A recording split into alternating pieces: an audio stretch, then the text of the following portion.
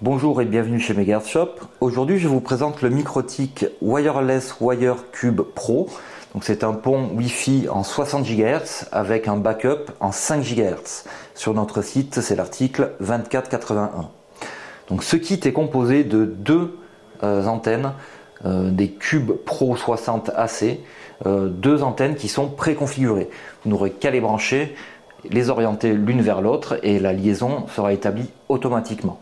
Donc ce pont a un intérêt, c'est qu'il est 60 GHz 802.11 AY, donc il est rétro-compatible avec le 802.11 AD, avec les modèles précédents de la gamme. Il dispose également d'une radio 5 GHz, préconfigurée elle aussi, en 802.11 AC. Ce lien 5 Go sera utilisé en backup si le 60 GHz coupe par rapport à la pluie ou un fort brouillard, la neige ou autre. À ce moment-là, on a un lien de backup en 5 Go qui permet de maintenir une liaison. Le débit sur ce pont, on est sur du gigabit full duplex jusqu'à 1000 mètres avec deux antennes comme celle-ci. On peut également faire d'autres liaisons si on achète l'antenne à l'unité. On peut faire des liaisons 60 Go avec d'autres modèles de la gamme. À ce moment-là, ça va modifier légèrement la distance max que l'on pourra réaliser. Au-delà de 1000 mètres, on aura un débit qui sera réduit. Le fabricant annonce une liaison stable jusqu'à 2,4 km. On n'a pas de données précises par rapport au débit, mais on sait qu'on peut dépasser ces 1000 mètres, c'est juste qu'on n'aura pas le débit gigabit au-delà de cette distance. En point multipoint, on va pouvoir réaliser des liaisons jusqu'à 600 mètres. Ces CPE sont équipés d'antennes beamforming pour le 60 GHz, donc on a plein de petites antennes à l'intérieur et donc ça va permettre de gérer un petit peu l'orientation virtuellement. Donc on a un angle d'ouverture sur le 60 GHz qui est de 11 degrés et sur le 5 GHz, donc là on a des antennes classiques, 11,5 dBi avec un angle d'ouverture de 35 degrés. Donc on est sur du port RJ45 gigabit. Donc même si le lien est capable, dans l'interface, il vous affichera un lien supérieur à du gigabit, mais ça c'est sur la partie wireless uniquement. Le port RJ45, lui, fait maximum 1 gigabit.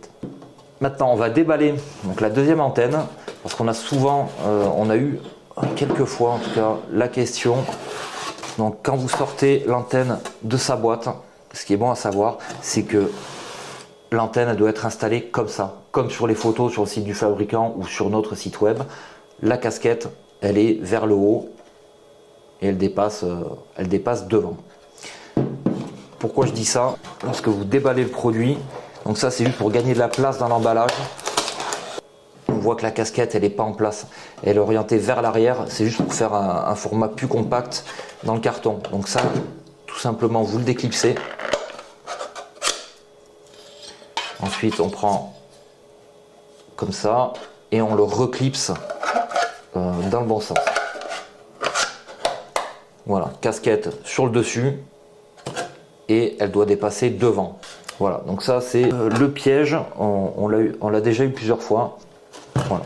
Donc dans la boîte, on va retrouver les accessoires classiques, l'injecteur PoE passif gigabit, le bloc d'alimentation qui va sur l'injecteur, donc c'est livré en 24 volts 0,8 ampères. En termes d'alimentation, on peut alimenter ce point d'accès, enfin ces antennes, de 8 à 57 volts. C'est compatible 802.3 AF AT pour une consommation max de 13 watts. Le reste des accessoires, c'est voilà, le petit collier pour se fixer sur un mât.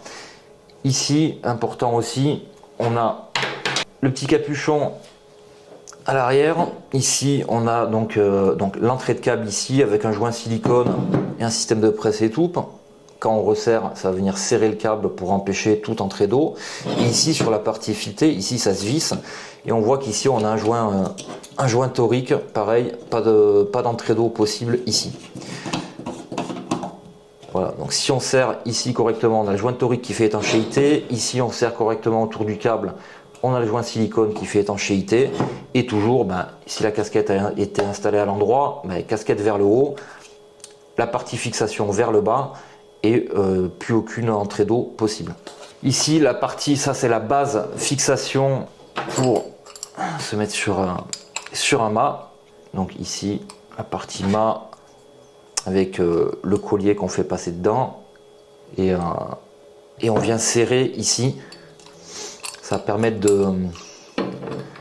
Quand c'est desserré, vous pouvez rentrer ici.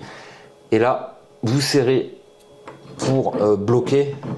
Ça permet l'orientation. Et quand vous serrez ici, ben ça va bloquer sur cet axe dans la partie fixation aluminium. Partie fixation qui fait office de dissipateur thermique. Donc ça refroidit toute la partie électronique interne. Au niveau outillage, pour l'installation, bah ici on a juste besoin d'une clé Allen, une clé 6 pans de 6 mm. Et pour le collier, on a besoin soit d'un tournevis plat ou une clé de 7 mm. Voilà, donc c'est tout pour la présentation de ce Microtik Wireless Wire Cube Pro et à bientôt pour une nouvelle vidéo.